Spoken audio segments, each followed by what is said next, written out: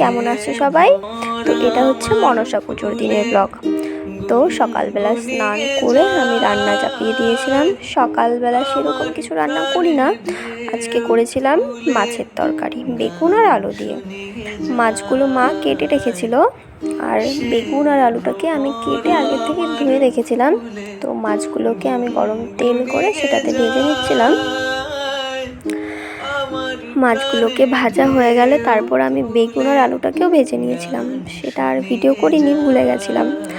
তো তারপর মাছের তরকারি রান্না করার জন্য যা যা লাগে মশলা সেগুলোকে দিয়ে কষিয়ে তারপর ভাজা বেগুন আলুটাকে দিয়ে আমি কিছুক্ষণ কষিয়ে জল দিয়ে দিয়েছি।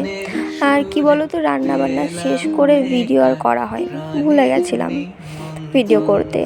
তারপর এটা একদম সন্ধেবেলার ভিডিও। আমি আর মা পুজোর প্রসাদ খেতে গেছিলাম। তো তার আগে শাড়ি পরে একটু রেডি হয়ে গেছিলাম প্রসাদ খেতে।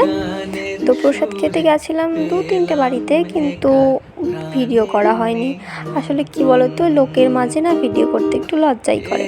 তো একটা বাড়িতে একটু ফাঁকা ছিল, সেখানে একটু ভিডিও করেছিলাম। তারপর বাড়িতে এসে দেখি আমার বর আমার জন্য একটা আইসক্রিম এনে রেখেছিল, সেটাকেই খেলাম। তো কেমন লাগলো ভিডিওটা জানিও প্লিজ। বাই।